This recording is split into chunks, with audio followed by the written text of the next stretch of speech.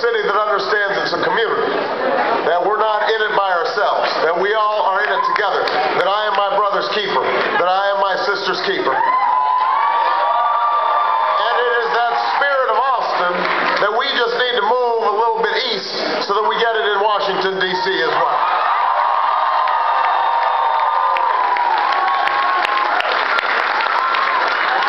We have been on a remarkable journey over these last 13 months. And when I started this campaign, I think not many people gave us a shot. They said, "Why are you running this time? Why are you running so soon? You're relatively young, you can afford to wait." And I said, the reason I'm running is because of what Dr. King called the fierce urgency of now. The fierce urgency of now, because there's such a thing as being too late. And that moment is almost upon us. Our nation is at war. Our planet is in peril. And the dream that so many generations fought for feels like it's slipping away. And you see it all across America.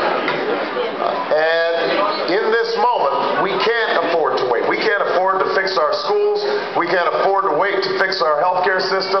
We cannot wait to bring an end to global warming. We can't wait to bring good jobs and good wages back to America. We cannot wait to bring this war in Iraq to a close.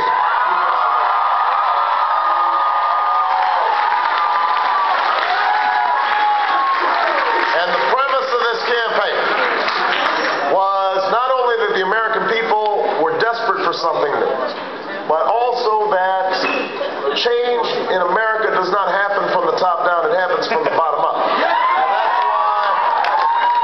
And that's why I think so many people missed what was happening out there. So many people discounted this campaign. They said, well, he's not taking PAC money and lobbyist money. And yet we raise more money because we're getting 90% of our financing comes from people who've given $100 or less. 90%.